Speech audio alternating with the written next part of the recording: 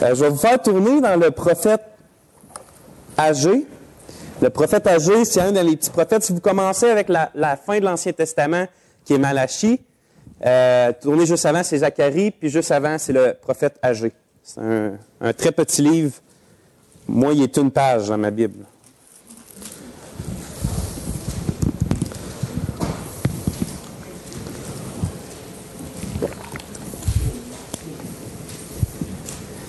Comme d'habitude, c'est vraiment un grand privilège pour moi de pouvoir être là ce matin avec vous autres.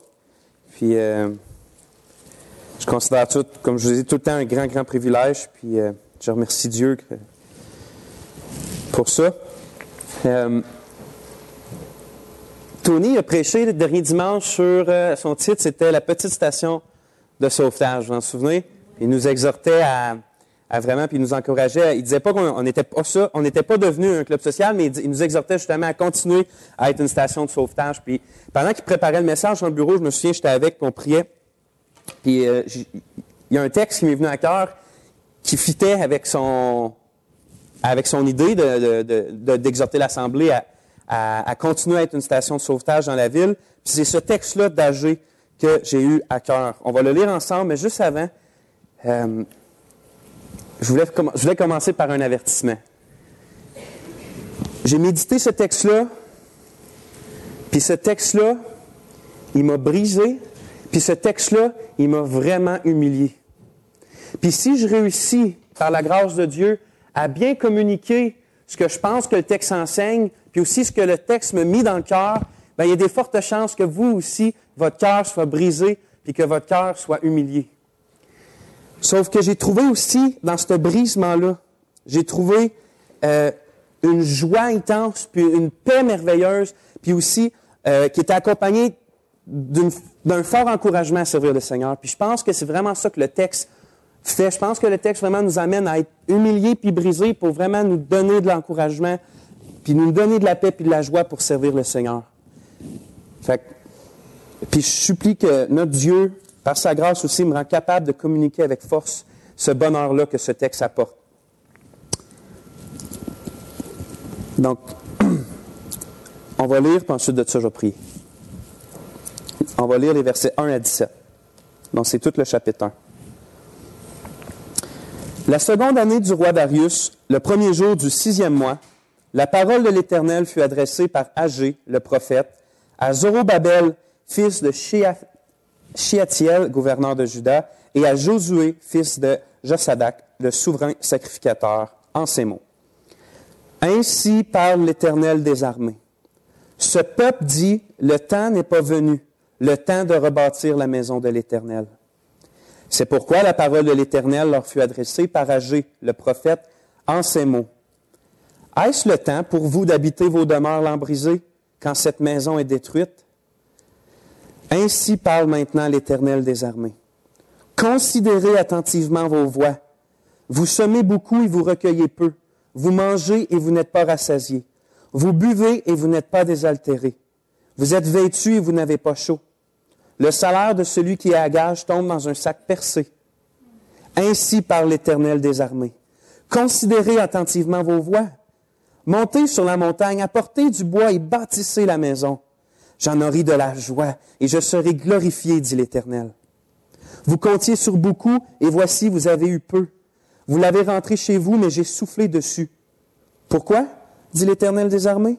À cause de ma maison qui est détruite, tandis que vous vous empressez chacun pour sa maison. C'est pourquoi les cieux vous ont refusé la rosée et la terre a refusé ses produits. J'ai appelé la sécheresse sur le pays, sur les montagnes, sur le blé, sur le mou, sur l'huile, sur ce que la terre peut rapporter, sur les hommes et sur les bêtes, sur tout le travail des mains. Zorobabel, fils de Shealtiel, Josué, fils de Josadak, le souverain sacrificateur, et tout le reste du peuple entendirent la voix de l'Éternel, leur Dieu, et les paroles d'Agé, le prophète, selon la mission que lui avait donnée l'Éternel, leur Dieu. Et le peuple fut saisi de crainte devant l'Éternel. Agé, envoyé de l'Éternel, dit au peuple, d'après l'ordre de l'Éternel, « Je suis avec vous, dit l'Éternel. » L'Éternel réveilla l'esprit de Zorobabel, fils de Shealtiel, gouverneur de Juda, et l'esprit de Josué, fils de Josadak, le souverain sacrificateur. et l'esprit de tout le reste du peuple. Et ils vinrent et ils se mirent à l'œuvre dans la maison de l'Éternel des armées, leur Dieu, le 24e jour du 6e mois, la seconde année du roi Darius. C'est un texte tellement puissant de ta parole, Seigneur, un joyau, un trésor. Puis je suis un homme tellement faible. C'est justement, Seigneur, c'est une occasion parfaite pour manifester ta puissance. Puis que tu n'as pas besoin d'aucun homme pour faire que tes vérités habitent dans nos cœurs, comme Gérard a dit ce matin. Seigneur, on a besoin de ton Esprit Saint ce matin, qui nous reprend, mais qui nous encourage, qui nous exhorte, Seigneur, qui nous motive à faire ce qui est bon devant toi, ce qui te donne de la joie. Aide-moi, Seigneur, à communiquer fidèlement ta parole. Donne-nous aussi du discernement pour que on sache ce qui vient de l'homme, mais qu'on sache ce qui vient de Dieu, puis qu'on le mette en pratique. C'est toi notre Dieu, on croit en toi, Seigneur, puis manifeste-toi au milieu de nous. On t'en prie dans le beau nom de notre Sauveur, le Seigneur Jésus-Christ. Amen. J'ai changé mon titre ce matin. Au lieu de l'exhortation d'Agé, j'ai écrit le message d'Agé, parce j'aurais pu diviser mes notes comme la cause du reproche de Dieu, le reproche de Dieu, l'exhortation de Dieu, puis les motivations que Dieu nous donne. Donc, l'exhortation d'Agé, c'est juste une partie de son message au chapitre 1. Mais bon, ça ne change pas anyway grand-chose. Donc, ce qu'on va voir, c'est, on va voir qui donne le message, la cause du reproche, le reproche en tant que tel, l'exhortation, puis les motivations qui vont nous aider à faire ce que l'Éternel nous exhorte de faire. Donc, on va commencer, on va relire le verset 2 du chapitre 1.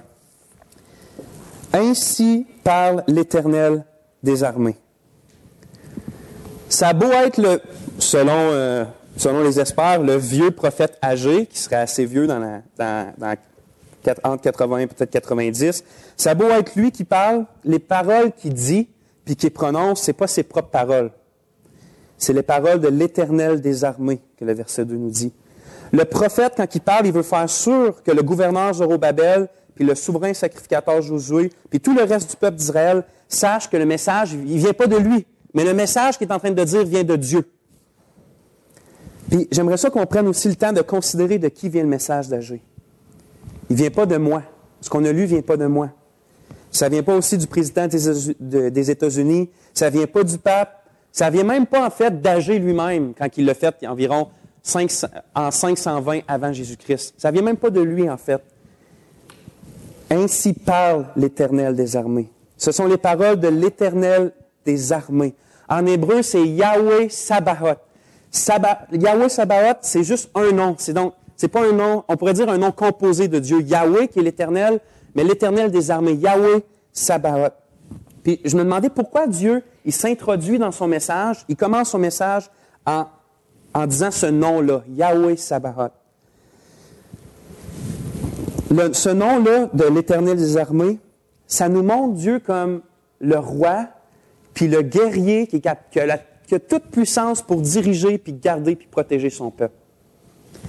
Le fait que c'est écrit des armées, ça peut avoir deux significations. Soit que ça parle des êtres angéliques, donc l'Éternel des êtres angéliques, ou que ça parle en gros du cosmos, ça veut dire du soleil, des corps des planètes, puis de la matière, on va en dire. Sauf que ce soit l'un ou l'autre, l'idée derrière ça, l'idée communiquée, c'est que le Seigneur, il règne sur toutes les êtres, puis toutes les choses, que ce soit terrestre, cosmique ou céleste. C'est lui le grand roi. Puis quand il met en exécution sa volonté parfaite, il n'y a personne qui peut s'opposer à lui. C'est ça la signification de l'Éternel des armées. Puis comme on va le voir plus tard, le peuple, il va arrêter de reconstruire le temple parce qu'il craint les ennemis qui leur mettent de la pression alentour. Fait que qu'est-ce que je pense que Dieu fait? C'est qu'il se présente en disant, en gros, je suis celui qui te protège puis qui combat pour toi. Je suis ton roi puis le guerrier aussi. Tu n'avais pas à craindre, puis tu n'as pas à craindre non plus ce qui va se passer. Écoute ce que j'ai à dire.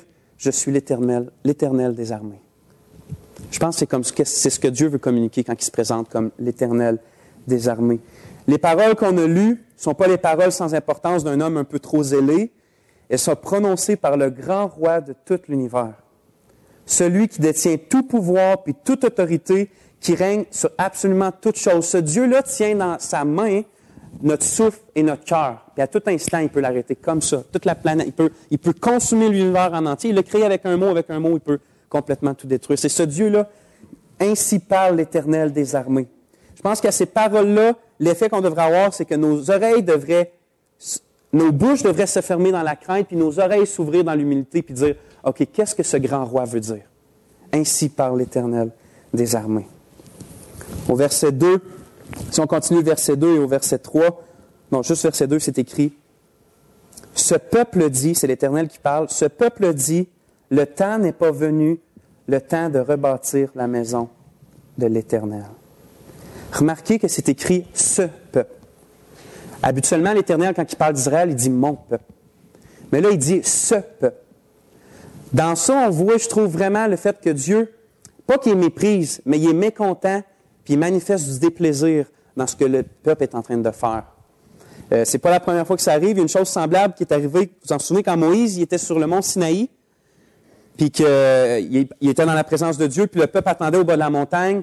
On dit, c'est assez, nous, d'attendre. Ils ont pris de l'or, ils ont fait fondre ça, ils ont fait un veau d'or, puis ils se sont prosternés en disant, voici ton Dieu, Israël. Puis quand Dieu il a dit à Moïse, on voit ça en Exode 32, il a dit, va, descends, car ton peuple que tu as fait sortir du pays d'Égypte s'est corrompu. Encore là, Dieu il était pas content de ce qui se passait, puis il dit, ton peuple à toi, va le voir. Mais habituellement, quand l'Éternel dit, mon peuple. Donc, l'Éternel est mécontent de l'agissement de son peuple, puis qu'est-ce qu'Israël est en train de faire dans notre texte, ça ne lui procure pas de joie, puis aucun plaisir. Mais qu'est-ce que Dieu reproche? Je me demandais, qu'est-ce que Dieu reproche aux Juifs tant que ça, pour se détacher d'eux un peu en disant, ce peuple. Bon, on voit dans nos versets, c'est parce que les Juifs, ils disaient, le temps n'est pas venu, le temps de rebâtir la maison de l'Éternel. Qu'est-ce qui poussait, qu'est-ce qui se passait dans leur vie pour qu'ils en viennent à dire ça, que ce n'est pas le temps de bâtir la maison de l'Éternel? Puis pour bien comprendre, j'ai voulu, courtement, dire dans quel contexte que ça se passe, dans quel contexte que Agé arrive puis dit ses paroles, puis sa prophétie. Il faut comprendre que il y a longtemps avant ce moment-là, dans Agé 1, Dieu avait toujours prévenu Israël que si il continuait dans ses péchés sans se repentir, puis dans son idolâtrie, puis dans ses mauvaises actions, Dieu allait faire que ses ennemis allaient venir, il allait les détruire, puis il allait les amener captifs dans leur propre pays. Puis malheureusement, c'est ça qui est arrivé. Israël a continué à pécher, puis à n'a pas aimé Dieu. Dieu lui a envoyé un ennemi qui était... Ça a été plusieurs ennemis. Ça a été la Syrie, après ça a été Babylone. Mais il a envoyé des ennemis qui ont tous détruit Jérusalem, qui ont détruit le temple, qui ont pris la plupart des Juifs qui restaient là, puis qui les ont amenés captifs dans leur propre pays, loin de Jérusalem. Puis, ils ont été des décennies loin de Jérusalem. Mais Dieu, dans sa grande miséricorde, a pris les choses en main pour les ramener parce que Dieu est fidèle à lui-même, puis Dieu est fidèle à ses promesses, puis il avait promis à ce peuple-là que ce pays-là était le leur, puis qu'elle allait habiter au milieu d'eux, dans ce pays-là. Fait que Dieu prend les choses en main. Il fait que Babylone est détruite par une autre puissance qui s'appelle les Mèdes et les Perses. Puis dans cette puissance-là, qui est les Mèdes et les Perses, il suscite un roi qui avait prophétisé dans Ésaïe, qui s'appelle Cyrus. Avant même qu'il naisse, il l'appelle « Je vais susciter Cyrus comme mon serviteur pour vous libérer ». Puis qu'est-ce qu'on voit dans le début d'Esdras, c'est que justement Cyrus est roi de Perse et que Dieu il met à cœur à cet homme-là d'écrire quelque chose comme, je paraphrase, mais c'est « Dieu me commande, le Dieu Tout-Puissant me commande de dire aux Juifs que ceux qui veulent retourner à Jérusalem pour bâtir le temple de l'Éternel, allez-y. Puis en plus, tous les peuples de mon royaume qui vous voient partir doivent vous donner de l'argent, puis tout ce il va vous aider à bâtir la maison, allez-y en grand nombre. » Puis tous les Juifs qui avaient eu à cœur de revenir sont partis, il était un peu plus de 42 000, sans compter leurs serviteurs, mais juste de Juifs, un peu plus de 42 000, qui sont repartis avec des richesses venant d'un pays lointain, puis ils se sont mis à rebâtir le temple de l'Éternel. Ils ont commencé par l'autel des sacrifices pour pouvoir remercier Dieu puis l'adorer. Ensuite de ça, ils ont posé le fondement du temple, qui était plus petit, mais ils ont posé le fondement du temple.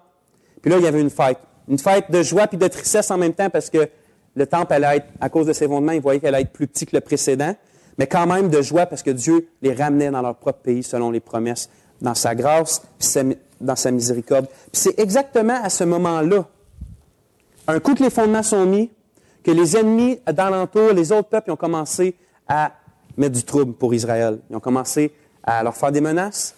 Ils ont comploté des complots, politiques même, pour dire au roi qu'il se passait de quoi là, puis il fallait qu'il arrête, sinon ça allait devenir une superpuissance qui allait se rebeller. Donc, ils ont commencé juste à leur nuire, puis ça a marché. Le peuple d'Israël a arrêté ça direct là de bâtir le temple. Fait qu'il n'y a jamais eu, il y avait juste les fondements, l'autel, puis rien d'autre. Puis quand Dieu envoie le prophète Agé puis Zacharie, à quelques mois d'intervalle, puis on voit ça dans Esdras 5, ça fait 15 ou 16 ans que c'est arrêté complètement les travaux. 15 ou 16 ans que le peuple ne construit pas la maison de l'Éternel.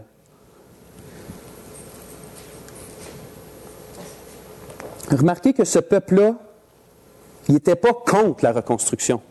Il n'était pas comme « on ne doit pas rebâtir ». Il disait juste que ce n'était pas vraiment le bon moment de le faire.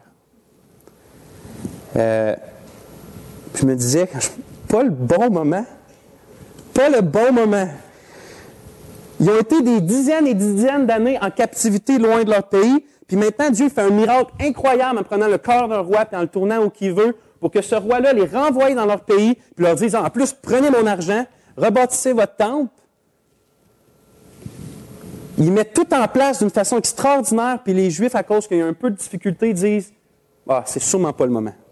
C'est sûrement pas le moment. On a des difficultés. » Je me demande peut-être, je ne sais pas si c'est ça qu'ils se disaient, mais je sais que c'est à cause des difficultés qu'ils ont arrêté, mais on peut s'imaginer peut-être qu'ils disaient « Ah, ben, si ce serait vraiment le bon moment, les ennemis ne feraient pas du trouble, on va attendre que ça aille mieux. »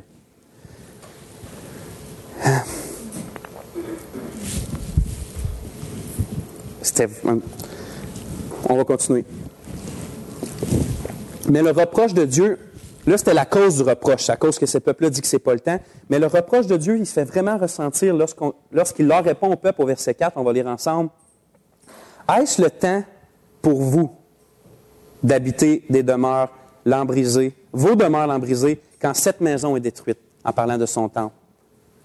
Il semble que pour les Juifs qui étaient revenus, c'était pas juste pas le bon moment de construire le temple, mais en fait, c'était exactement le bon moment pour se faire des belles petites maisons. Lambrisées, ça veut dire avec un beau fini là, en bois, mettons, des belles petites maisons toutes coquettes, finies en bois. Il dit, est-ce que ça, c'est ça le reproche de l'Éternel? Vous dites que c'est pas le temps de bâtir ma maison, mais est-ce le temps de vous d'habiter des belles petites maisons toutes lambrisées, une belle petite vie confortable, pendant que moi, ma maison est détruite? En gros, Dieu leur reproche d'avoir comme priorité leur confort puis leur vie personnelle plutôt que l'adoration puis l'œuvre du Seigneur. Parce qu'il faut comprendre que le temple représentait la présence de Dieu au milieu d'eux, puis aussi c'était le lieu où on pouvait l'adorer. Donc pour eux, la présence de Dieu au milieu d'eux et l'adoration étaient moins importants qu'avoir des belles petites maisons. C'est ça que Dieu leur reproche, dans le fond. Puis ça me parle.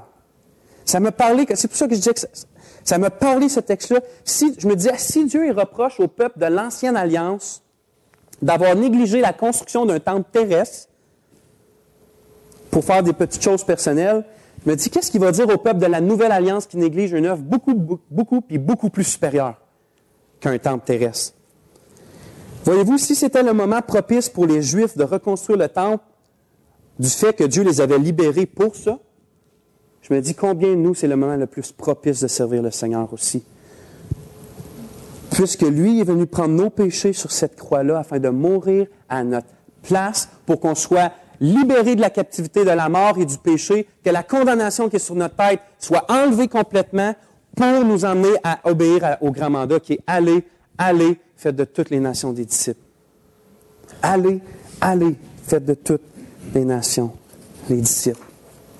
Frères et sœurs, il n'y a pas d'autre meilleur moment qu'aujourd'hui. Il n'y a pas d'autre meilleur moment qu'aujourd'hui. C'est maintenant le bon moment pour faire l'œuvre que le Seigneur Jésus nous demande. Il faut apprendre du mauvais exemple que les Juifs nous donnent dans le chapitre 1 d'Agé. Puis il ne faut pas dire en nous-mêmes qu'on n'a pas le temps de faire l'œuvre du Seigneur, mais dans le fond, on utilise tout notre temps pour faire autre chose, des belles petites maisons lambrisées. C'est-à-dire des vies bien confortables ici sur terre. Puis comprenez-moi, je ne suis pas en train de dire que de chercher un certain confort sur la terre, c'est pas correct. Genre, oui, acheter un lave-vaisselle, puis oui, acheter un micro-ondes, c'est bien correct ça. Il n'y a pas de trouble d'avoir un minimum de confort ici sur terre. Mais qu'est-ce que je dis? c'est que de se concentrer tellement sur nos vies au point de négliger notre mission, qui est l'œuvre de Dieu, qu'on est tout appelé à faire, ça c'est mal. Au point de négliger. Si on se concentre sur nos vies au point de négliger l'œuvre de Dieu, ça c'est mal. La retraite, l'achat d'un véhicule, une maison, tout ce qu'on fait puis ce qu'on pense et ce qu'on planifie devrait être pensé avec l'optique qu'on n'est pas de ce monde-là. Puis que Dieu nous appelle à bâtir pour l'éternité, d'utiliser notre temps et notre énergie pour l'éternité. Ça ne veut pas dire qu'on ne peut pas s'acheter une maison. Mais quand on s'achète une maison, puis où qu'elle est placée, puis est-ce qu'on pense à tout ça? Est-ce que ça va me nuire dans la tâche que le Seigneur me donne de faire sur cette terre? La même chose avec une retraite, la même chose avec la façon qu'on dépense, n'importe quoi. Il faut garder l'optique qu'on est appelé à beaucoup plus que bâtir sur cette terre-là qui va disparaître de toute façon quand on va mourir un jour.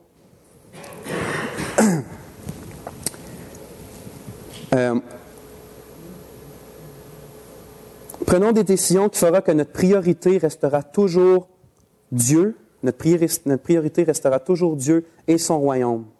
Et des décisions qui vont nous aider à ne pas nous détourner de ça. On a une mauvaise tendance, et je suis le premier à dire « si j'ai le temps ». Mais il faut savoir que trop souvent, l'évangélisation, puis l'édification du peuple de Dieu, passe après nos choses personnelles. L'évangélisation, puis s'édifier les uns les autres, passe après. Si on a le temps, après toutes mes choses, je vais regarder ce que je peux faire pour l'Église ou pour annoncer l'Évangile. Est-ce le temps pour vous d'habiter vos demeures lambrisées quand cette maison est détruite? Encore une fois, on a cette mauvaise tendance, mais je suis le premier, je confesse, à remettre les choses à plus tard. Moi, c'est un de mes problèmes, remettre les choses à plus tard. Mais on ne doit pas faire ça, frères et sœurs, avec la mission que Dieu nous donne. On ne doit pas faire ça avec la grande mission. On prie depuis déjà quelques mois, Tony vous l'a dit dans le dernier message, on prie que Dieu agisse dans cette église-là, puis agisse dans cette ville-là, puis dans l'Abitibi-Témiscamingue, puis on voit Dieu qui est en train d'agir dans l'église encore, puis qui est en train d'agir dans cette ville-là. On voit les fruits, on le sent nous-mêmes quand on prie, on le sait que Dieu est en train d'agir. Puis s'il y a quelque chose que c'est pas le bon moment de faire, c'est que c'est vraiment pas le bon moment de pas embarquer là-dedans. C'est vraiment pas le bon moment de pas œuvrer avec le Seigneur dans ce qu'il est en train de faire ici, puis partout. C'est le moment de s'y mettre, frères et sœurs.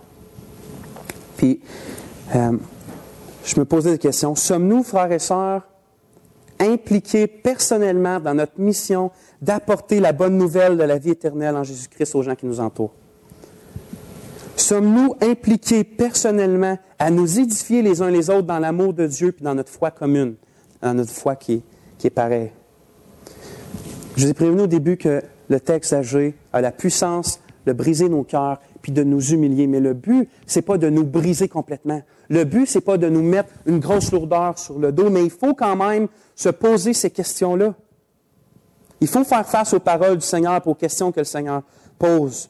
Parce que si on ne fait pas ces choses-là, l'évangélisation puis l'édification de l'Église, d'une manière ou d'une autre, il faut se l'avouer, puis il faut le confesser. Il faut le confesser, puis pour ensuite s'appuyer sur sa grâce qui est toute suffisante, puis toujours disponible pour prendre de nouvelles résolutions pour que ces situations-là dans notre vie changent. C'est pas de rester là, puis c'est pas de comme « je suis donc bien mauvais », mais c'est de confesser, c'est vrai, puis d'aller à Dieu, puis de dire « ta grâce est suffisante, montre-moi ce que je dois faire, je veux changer cette situation-là dans ma vie, je veux être impliqué d'une façon ou d'une autre à ton œuvre. »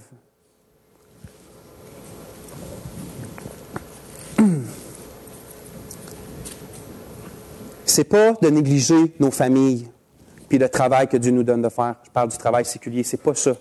Celui qui pense qu'il est correct en négligeant sa famille pour servir le Seigneur, il a tout faux. Premier ministère, Marie, c'est de servir vos familles et je dois apprendre extrêmement là-dedans. Le premier. Je dis pas là que s'occuper de nos maisons, là, nos familles, c'est notre premier ministère. C'est l'œuvre de Dieu aussi. Mais pas au point de négliger aussi l'Évangile. Vous comprenez? Je ne suis pas en train de dire là, d'arrêter de travailler puis de laisser votre femme s'occuper tout seul des enfants tout le temps. C'est pas ça. Mais il y a une part des choses. Si Dieu a dit qu'il faut s'occuper de nos familles et de son œuvre, puis que Dieu dit des choses parfaites constamment, il y a une façon de concilier les deux sans négliger l'un ou l'autre. Puis je vous dis, je vous confesse, j'ai beaucoup à apprendre là-dedans. frères et sœurs, des dizaines de milliers de personnes alentour de nous sont encore séparées du Dieu que nous, on connaît comme un Dieu merveilleux et un Dieu plein de bonté. Ils sont encore séparés de ce Dieu-là. Ils ne sont pas réconciliés avec ce Dieu-là. On devrait s'en foutre de nos maisons lambrisées. Mettons un toit sur la tête de nos familles. On travaille pour pouvoir à leurs besoins, vraiment, leurs vrais besoins. Mais le flafla, on s'en fout. On met ça de côté, le flafla. L'extra qui ne sert à rien. Pour pouvoir se libérer, pour œuvrer d'une façon ou d'une autre à l'œuvre du Seigneur.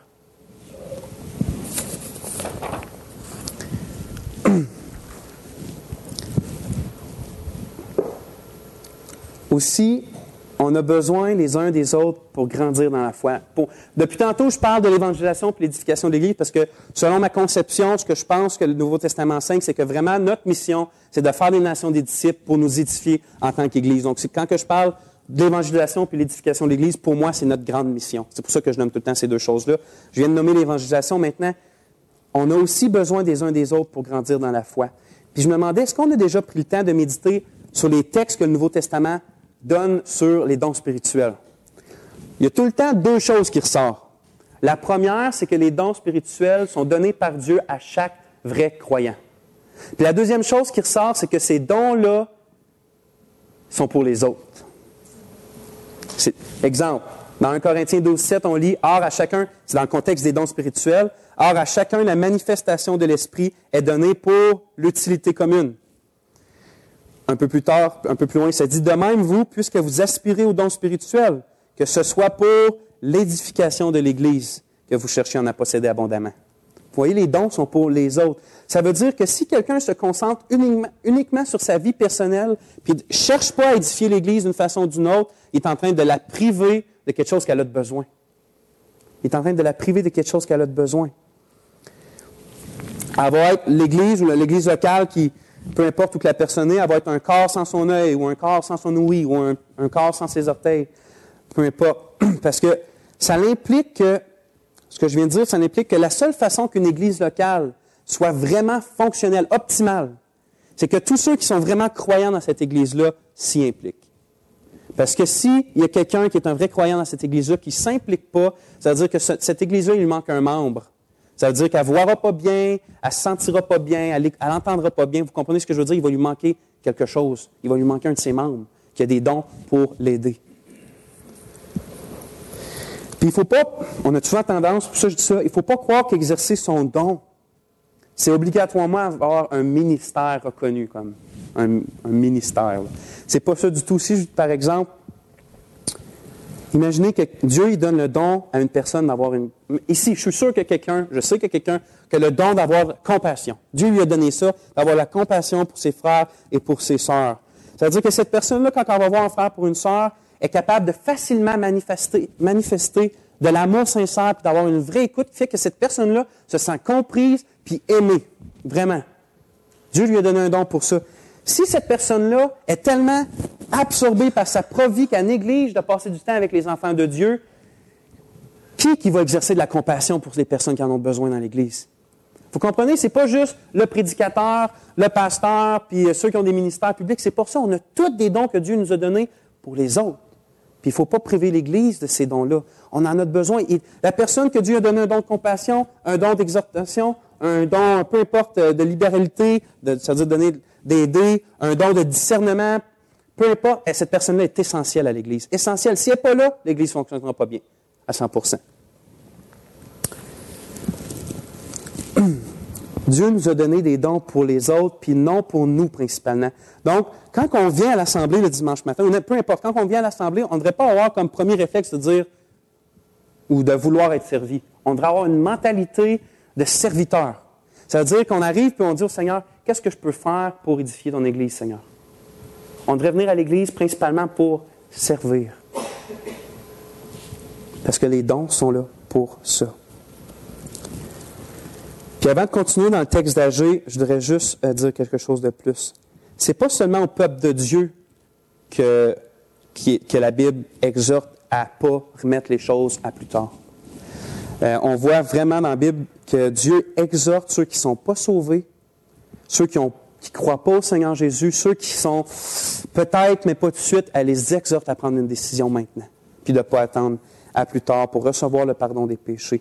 C'est peut-être la première fois ce matin que vous entendez ça, l'Évangile de Jésus-Christ qui peut sauver vos âmes. Permettez-moi d'avoir 5 minutes de votre attention, si c'est la première fois que vous entendez. Ou peut-être ça fait plusieurs fois, mais que dans votre cœur, vous savez que vous n'êtes pas en relation avec le Seigneur.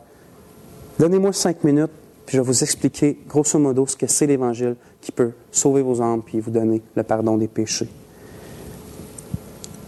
Ça commence comme ça. On est vraiment, vraiment, tous les êtres humains, dans le trouble. Ça paraît peut-être pas pour une bonne nouvelle, mais laissez-moi continuer. On est dans le trouble parce que Dieu est bon. On est dans le trouble parce que Dieu est bon, mais nous, on n'est pas. Puis si Dieu est un bon juge, puis un juste juge, puis que nous, on ne l'est pas parce qu'on pêche constamment contre lui, il ne peut pas nous pardonner. Là, on est dans le trouble. On est pécheurs, la Bible dit. On n'aime pas Dieu, on aime le plaisir plus que Dieu. Dieu est là, on décide de se détourner, puis de soit adorer n'importe qui d'autre, soi-même, ou n'importe quoi. Et ça fait qu'il y a un vide, un gros vide dans. Étonnez-vous pas si vous avez un vide dans votre cœur. Nos péchés nous séparent de Dieu, et Dieu est la joie, la paix, l'amour, tout ce qui est bon et infiniment pur, c'est Dieu. Si on est séparé de lui, on n'a rien de ça. C'est normal qu'on soit complètement vide. On est même pire que vide, parce qu'on se remplit de d'autres choses qui sont mauvaises. La bonne nouvelle, c'est que on mérite l'enfer à cause de nos péchés, on est séparés de Dieu pour l'éternité. Mais la bonne nouvelle, c'est que Dieu, dans son amour, a pourvu une solution de pouvoir nous pardonner tout en restant juste. Il a envoyé son Fils Jésus, qui est Dieu lui-même, fait homme, parfaitement Dieu, parfaitement homme. Il l'a envoyé sur cette terre-là pour vivre une vie parfaite que nous, on ne pouvait pas vivre, qu'on n'aurait même pas voulu vivre. Jésus-Christ l'a vécu, il n'a jamais péché, puis il a été volontairement se faire exposer sur une croix romaine, crucifié, pour que sur cette croix-là, tous nos péchés soient pris, les péchés du peuple de Dieu soient pris, soient mis sur lui, puis que Dieu regarde son Fils maintenant comme un pécheur, quoi, qui n'est pas pécheur, mais il le regarde comme s'il serait pécheur, puis il le condamne à notre place, puis il le brise à notre place, puis Jésus-Christ meurt à notre place. Il est maudit à notre place. Mais 3 jours après, il ressuscite des morts pour prouver qu'il est vraiment celui qui dit être le Fils de Dieu, puis que n'importe qui, de toute tribu, de toute langue, de toute couleur, de tout âge, qui met sa confiance dans cette personne-là, puis qui se repent de ses péchés, qui se détourne, qui abandonne sa vie pour se tourner vers Dieu, va avoir le pardon des péchés puis la vie éternelle. C'est une promesse de Dieu. Si on croit, on est sauvé. Puis on a la vie éternelle, puis on est avec lui pour toujours. Donc, l'Évangile dit après, aujourd'hui, si vous entendez sa voix, n'endurcissez pas vos cœurs. Craignons donc, tandis que la promesse d'entrer dans son repos, c'est-à-dire d'être sauvé, subsiste encore, qu'aucun de vous ne paraisse être venu trop tard. Parce que regardez ce qui arrive des fois. Mais la bonne nouvelle qui leur fut annoncée ne leur servit de rien parce qu'elle ne trouva pas de foi chez ceux qui l'entendirent. Croyons à ça. Au temps favorable, je t'ai exaucé. Au jour du salut, je t'ai secouru. Voici maintenant le temps favorable. Voici maintenant le jour du salut. Ne dis pas, si tu sais que tu n'es pas sauvé, ne dis pas à plus tard, OK? Mais à plus tard. Aujourd'hui, c'est peut-être le dernier aujourd'hui. On ne sait pas ce qui nous réserve demain.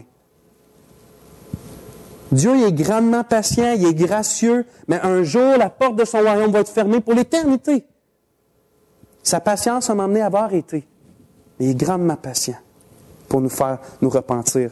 C'est pourquoi je t'exhorte, abandonne ta vie et crois au Seigneur Jésus-Christ. Repens-toi de tes péchés. Puis pour l'éternité, tu vas vivre dans une joie puis un bonheur qui va toujours et toujours grandir. Le aujourd'hui dans l'éternité va être, à chaque fois qu'on va pouvoir dire aujourd'hui, ça va être meilleur que la dernière fois qu'on l'a dit. Parce que d'éternité en éternité, on va apprendre à connaître ce Dieu-là qui nous a sauvés par la mort de son Fils. Donc, dites pas à plus tard. Maintenant, donnez votre vie au Seigneur Jésus. On va continuer. On va lire les versets 5 à 11.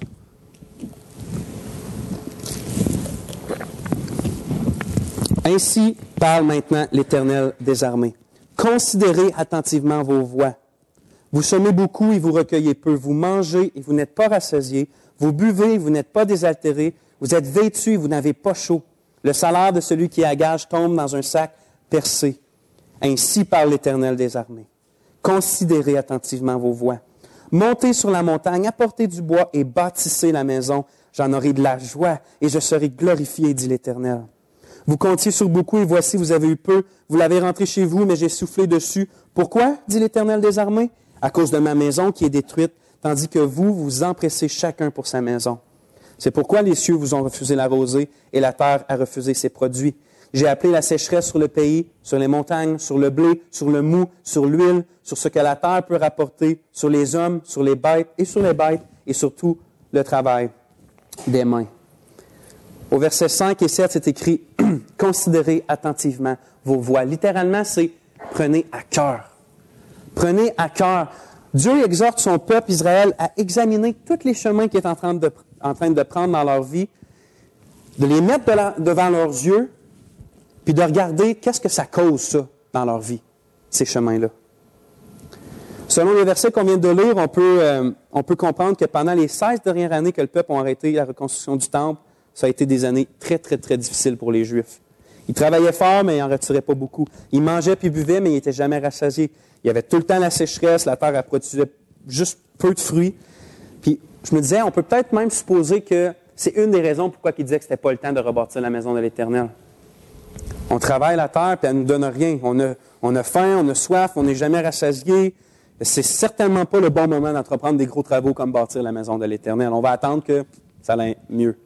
Mais l'Éternel, il laisse pas... Ça pourrait être raisonnable comme raisonnement, mais l'Éternel, il laisse aucun doute, puis il leur rappelle que la cause véritable de leurs difficultés, c'est que vous comptiez sur beaucoup, et voici, vous avez peu. Vous l'avez rentré chez vous, mais j'ai soufflé dessus. Pourquoi, dit l'Éternel des armées? À cause de ma maison qui est détruite, tandis que vous vous empressez chacun pour sa maison. Si le peuple d'Israël avait pris la résolution d'avoir comme priorité la reconstruction du temple, il n'y aurait jamais rien manqué. Il n'y aurait jamais rien manqué. Dieu aurait toujours pourvu selon sa bonté. Ça ne vous rappelle pas quelque chose, ça? Le Seigneur Jésus, il nous dit lui-même, « Ne vous inquiétez donc point, et ne dites pas que mangerons-nous, que boirons-nous, et de quoi serons-nous vêtus, car toutes ces choses, ce sont les païens qui les recherchent. Votre Père céleste sait de quoi, sait que vous en avez besoin. Cherchez premièrement le royaume et la justice de Dieu, et toutes ces choses seront données par-dessus. » On sait que ça concerne les choses matérielles essentielles dans cette promesse-là. Mais j'aimerais qu'on médite un peu ce concept-là un peu plus loin. Nous aussi considérons nos voies, puis examinons les chemins qu'on emprunte, puis qu'est-ce que ça cause dans nos vies, puis dans notre âme. Mettons notre travail devant nos yeux, mettons notre famille devant nos yeux, les plans, les projets qu'on a, peu importe notre retraite, nos rêves, mettons tout devant nos yeux. Puis examinons nos voies. Est-ce qu'il y a des choses que je peux arrêter de faire ou de regarder afin d'avoir du temps pour l'œuvre du Seigneur? Est-ce qu'il y a des choses que je pourrais faire différemment pour glorifier mieux Dieu dans ces choses-là, dans ces projets-là? Ou avoir le même projet, mais si je ferais ça, ça me donnerait plus. OK, ouais, je vais faire ça comme ça. Considérez nos voies. J'ai remarqué en lisant des biographies chrétiennes, puis en étudiant l'histoire de l'Église, j'ai remarqué une chose, c'est que les chrétiens qui étaient les femmes ou les hommes chrétiens qui étaient les plus heureux dans le Seigneur, c'est eux qui avaient le plus sacrifié pour le servir. Le plus sacrifié. Que ce soit des hommes comme Jean Hus, qui chantaient des cantiques en se faisant brûler vif, ou que ce soit des gens comme George Muller, que leur but dans la vie, c'est d'avoir le moins possible pour eux, pour plus donner au Seigneur et aux autres du fait même. Ces gens-là, si vous les lisez, c'est incroyable la joie qui se dégage d'eux autres. C'est juste incroyable. Puis pas juste les personnes, pas juste les grands noms qu'on connaît l'histoire, mais je vous mets un défi. Regardez alentour de vous. Commencez à observer. Spottez quelqu'un qui dégage de la joie profonde puis du contentement, puis je vous garantis, c'est à cause que c'est la personne alentour de nous qui donne le plus puis qui sacrifie le plus pour le Seigneur et pour les autres. Je vous garantis que ça va être la cause de sa joie. On a été sauvés pour servir quelqu'un de beaucoup plus extraordinaire, de beaucoup plus excellent, suffisant puis satisfaisant que nous-mêmes. On a été créés pour servir Dieu. Dieu nous appelle à nous donner à lui puis aux autres par le fait même. C'est normal que si on néglige l'évangélisation puis l'édification du peuple de Dieu, mais qu'à l'exemple du peuple d'Israël, dans notre passage, on va avoir soif et faim. Méditons là-dessus. Exemple. On sait que la joie, c'est un fruit de l'esprit. On voit ça. La joie, c'est un fruit de l'esprit. C'est-à-dire que c'est l'esprit qui accorde la joie. Mais on n'a pas besoin d'être rempli de l'Esprit si on néglige l'œuvre de Dieu. C'est peut-être normal qu'on n'a pas beaucoup de joie. Et une autre affaire. On sait que la foi aussi, c'est un fruit de l'Esprit. Bien, on n'a pas besoin de beaucoup de foi lorsqu'on regarde la télévision. C'est peut-être normal que notre foi vacille, à branle, à chambranle, à flanche. Jésus a promis à ses disciples que ce serait lorsqu'ils seraient traînés devant les tribunaux à cause de son nom, qu'ils n'auraient pas à s'inquiéter de ce qu'ils vont dire parce que l'Esprit va leur dire au moment même les paroles à dire. Pierre va dans le même sens quand il dit que ceux qui souffrent à cause du nom de Christ sont heureux parce que l'Esprit de gloire repose sur eux. Vous comprenez? On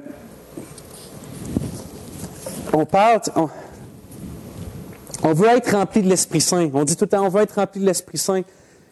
Bien, si on veut être rempli de l'Esprit Saint, sacrifions notre temps, notre argent, notre énergie, notre santé à l'œuvre que l'Esprit veut qu'on fasse, et inquiétez-vous pas, il va nous remplir pour ça.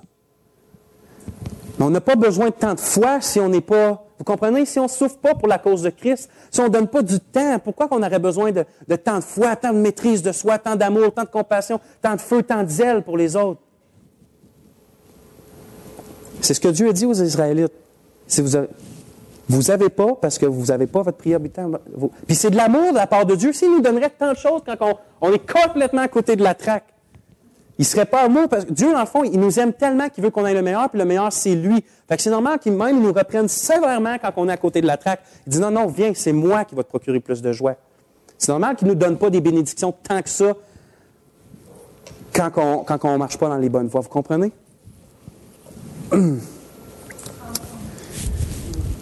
OK, maintenant, je vais parler des motivations pour le temps qui me reste. Parce que Dieu, je crois qu'il ne donne pas un reproche, puis une exhortation, comme on vient de le voir, à son peuple, sans poser un fondement solide sur lequel il va pouvoir rester motivé. Parce que c'est facile de motiver les gens. Une exhortation, ça va les motiver. Mais par exemple, s'il n'y a pas de quoi, une vérité sur laquelle ils vont pouvoir s'appuyer, cette motivation-là, elle va flancher, elle va tomber, elle ne restera pas longtemps. Parce qu'ils n'ont rien. Okay, c'est une motivation du moment, mais un coup qu'elle passe, il n'y a rien pour s'appuyer, fait qu'elle tombe. Fait que Dieu, je crois, qu'il donne un fondement pour un appui inébranlable pour que notre motivation continue, puis elle persévère. Puis la première se trouve au verset 8. On va lire ensemble au verset 8 d'Agé. « Montez sur la montagne », ça c'est l'exhortation, « Montez sur la montagne, apportez du bois et bâtissez la maison. J'en aurai de la joie et je serai glorifié, dit l'Éternel. » Dieu garantit à son peuple que lorsqu'il fait sa volonté, son œuvre puis son plan, il est glorifié, puis il en retire une grande joie, puis une grande satisfaction. Puis je me dis, quoi de plus solide qu'un fondement? Peut-être qu'il y a quelqu'un qui ne voit pas le lien entre ce que je viens de dire puis la motivation, mais je vais vous raconter quelque chose. J'ai déjà entendu un prédicateur qui s'est fait qui a parti une grande société missionnaire dans le monde. Il est encore vivant aujourd'hui. Puis il a donné sa vie au Seigneur à 100 000 à l'heure. Puis quelqu'un qui a posé la question à un moment donné, il dit, où que tu trouves ce zèle-là, puis cette motivation-là, tout le temps, puis tout le temps, puis tout le temps. Puis les yeux du prédicateur ont commencé à se remplir d'eau. Ses mains ont commencé à shaker, puis il a juste ouvert la bouche avec une voix brisée, puis une voix vraiment émue, puis tremblante, puis il l'a dit en anglais, mais en français, c'est « Il est mort. Il est mort. Il est mort pour moi. Est-ce que c'est pas assez? » Il dit ça comme ça. « He died for me. It's not enough. » Puis il disait ça tout ému. Il est mort pour moi. Qu'est-ce qu'il est en train de dire? Il dit, j'ai pas besoin d'autre motivation que le fait que le Sauveur du monde est mort pour moi, puis m'a sauvé moi. Voyez-vous un peu plus ce que je veux dire que lorsque je dis que je crois que la gloire et la joie de Dieu sont une motivation inébranlable pour le croyant, plus un chrétien est conscient de son état corrompu, de la sainteté de Dieu, de l'impossibilité qu'il soit sauvé sans la grâce de Dieu, lorsqu'il est plus conscient de son amour, de sa bonté, manifestée dans le Fils de Dieu crucifié sur une croix, bien dites-lui que quelque chose va apporter de la gloire à Dieu, puis il va être le premier à dire « J'y vais. J'y vais. Laissez-moi le faire. Ça va apporter de la joie à mon Sauveur, j'y vais. Laissez-moi le faire. Il a tant donné pour moi. » Il veut juste pouvoir rendre grâce au Dieu de son salut et à celui qui fait était toute sa joie, la joie de son âme, puis la seule espérance qu'il y a pour l'éternité. La seule espérance qu'il y a pour l'éternité. Alors, quand Dieu promet que l'accomplissement de son œuvre lui apportera gloire et joie, c'est une source inépuisable de motivation ou que l'enfant de Dieu va aller puiser pour sacrifier son temps, son énergie ou sa santé pour accomplir la vocation divine que Dieu lui donne de faire. C'est un puits qu'on va aller puiser. Seigneur, OK, c'est dur ça, mais ça te glorifie, mon Dieu, ça te donne la joie. C'est bon, je lâche ça puis j'y vais. C'est une source inépuisable. Inépuisable quand on sait qu'est-ce qui apporte de la joie à Dieu. C'est pour ça que si j'avais une seule prière que je pourrais faire pour cette Église, pour nous, pour vous, puis pour moi, ce serait que Dieu, dans sa grâce, nous permette de comprendre juste un peu plus l'amour qu'il y a pour nous autres. C'est écrit qu'il prend plaisir à nous faire du bien. Il prend plaisir, il jubile à nous faire du bien. Puis c'est pas juste une petite parole de dire Dieu vous aime, c'est pas ça, non. Il est simple, il est juste, mais quand même, il nous aime. Il nous aime. Il vous aime. Regardez cette croix, puis nulle part ailleurs. Fixez vos cœurs, puis vos yeux sur cette croix-là, puis bougez pas de là, jusqu'à temps que l'Esprit ait mis quelque chose dans votre cœur de plus sur la compréhension de l'amour de Dieu, puis là, vous allez trouver de la motivation. Mais fixez la croix où que l'amour de Dieu est manifesté.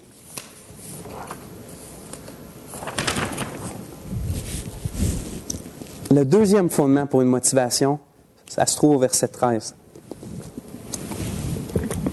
On lit au verset 13, « Agé, envoyé de l'Éternel, dit au peuple, d'après l'ordre de l'Éternel, « Je suis avec vous, dit l'Éternel. »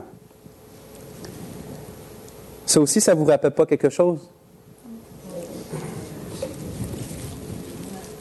La fin de Matthieu 28, 20. Tony a prêché sur ce texte-là la semaine passée. Jésus a dit, « Et voici, je suis avec vous tous les jours jusqu'à la fin du monde. » Sans ces paroles-là, frères et sœurs, absolument toute motivation serait anéantie par l'immensité de l'œuvre que le Seigneur nous demande de faire, par la grandeur de la mission qu'il met sur nous. Des hommes et des femmes ordinaires avec juste un message, appelés à faire de toutes les nations des disciples de Jésus-Christ. Avec juste un message, un simple message, des hommes et des femmes ordinaires. Mais ce que le Père a dit aux Israélites, puis ce que le Fils nous dit aussi, ce que le Père a dit aux Israélites, le Fils nous le dit aussi, « Je suis avec vous. » Vous inquiétez-vous pas, Dieu il n'est pas stupide. Il n'a pas fait reposer le succès de son œuvre sur l'homme. On n'a aucune force pour avancer le royaume de Dieu, puis c'est pas nous on ne construit pas le royaume, frères et sœurs. Dieu, c'est lui qui va établir son royaume. Dans le Nouveau Testament, on n'est jamais appelé à construire le royaume. Nous, on est les ambassadeurs de Dieu. C'est-à-dire qu'on est là et on proclame que le royaume est proche, que Dieu va l'établir bientôt, puis on proclame que son roi, c'est Jésus-Christ, puis que la seule façon d'accéder à ce royaume-là, d'y entrer, c'est par la foi, puis la repentance, puis par l'abandon en dessous du règne de ce roi-là, qui est Jésus-Christ. On est ambassadeurs. Quelle grâce! On n'est pas appelé à construire. C'est écrit que Dieu va établir son royaume. Mais nous, par exemple, on le proclame. C'est ça notre œuvre. Alors, frères et sœurs, soyons motivés. Soyons motivés. Celui qui détient toute autorité puis tout pouvoir est avec nous dans la mission qu'il nous donne de faire, que ce soit la grande mission mondiale ou la mission ici qu'il nous donne à Rouyn-Noranda, et elle va être amenée jusqu'à son succès par sa puissance. Les difficultés sont venues sur cette Église-là, puis ils vont venir encore.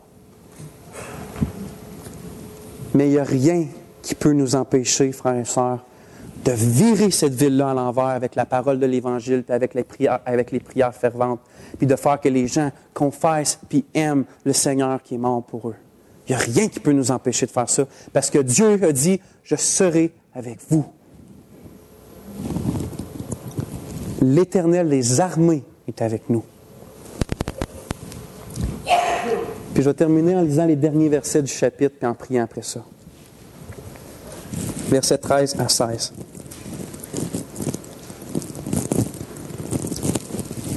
Agé, envoyé de l'Éternel, dit au peuple, d'après l'ordre de l'Éternel. Je suis avec vous, dit l'Éternel.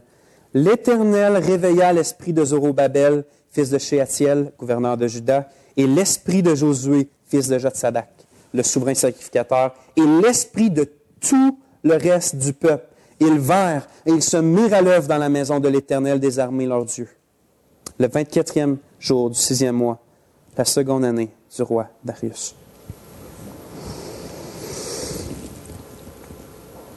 Seigneur, tu as envoyé ton prophète, Agé, tu as encouragé ton peuple, tu as repris ton peuple, mais Seigneur, on voit à la fin que c'est toi qui as réveillé ton peuple.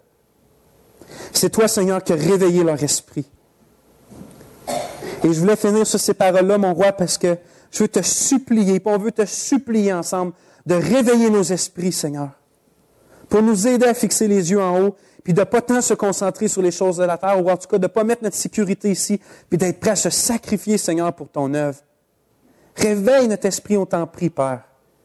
Tu es le seul qui peut le faire. On t'en supplie, tu as tout pouvoir, Seigneur. Merci de nous aimer autant. Change nos cœurs, Seigneur, change nos cœurs. Merci pour autant d'amour qui nous motive, parce qu'on sait, Seigneur, qu'on ne gagne pas notre salut, mais tu nous as tant aimés qu'on veut te servir. Sois loué au milieu de cette Église-là qui est la tienne, Seigneur, fait que chacun puisse partir avec le cœur léger, mais profondément touché par ton Esprit Saint, Seigneur. Amen.